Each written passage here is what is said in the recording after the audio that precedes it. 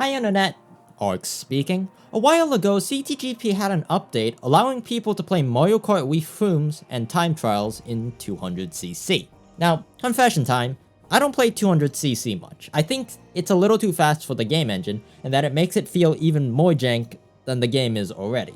But this brought new techniques to the table that is only available in 200cc, so that is what we'll be covering today.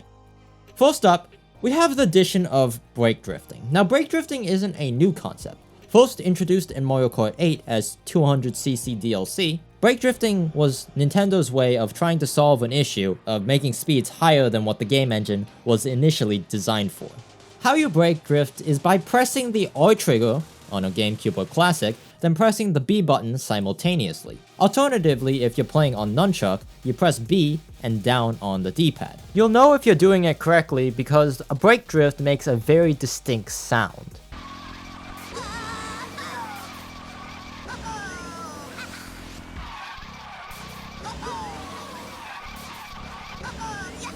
Now, as the name implies, brake drifting slows you down during the drift. That's what brakes do. Hence, a general rule of thumb is to only brake drift as a last resort. And if you do, be sure only to tap or temporarily hold the brake, as brake drift is powerful enough to slow you down to the point you can't drift anymore. The second addition to Mario Kart Wii's 200cc pack was a technique known as fast falling. Before it was officially released, some people tried speedrunning 200cc using a My Stuff solution, myself included. However, people began to realize Mushroom Gorge and Rainbow Road were a bit of a nightmare because the game tended to shoot players way too high in the air because of the added speed, making you fall off in ways that was very difficult to control. So now when you're in the air, you could press up on your controller and it'll send your character right back down to the ground. Everyday use cases for fast falling is pretty much any time you get some air, which also includes things like getting bombed or blue shelled. By the way, vanilla Mario Kart Wii has this fast falling feature as well. The only difference is it's nowhere near as noticeable. I made a video all about how to land, which covers that, which I'll be sure to link in the video description.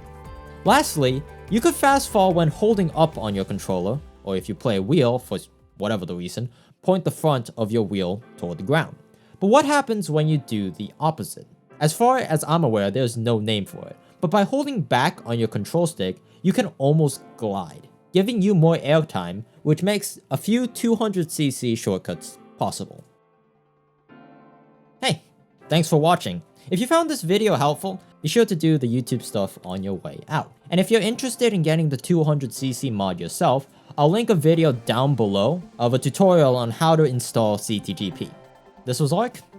Keep practicing, and happy racing.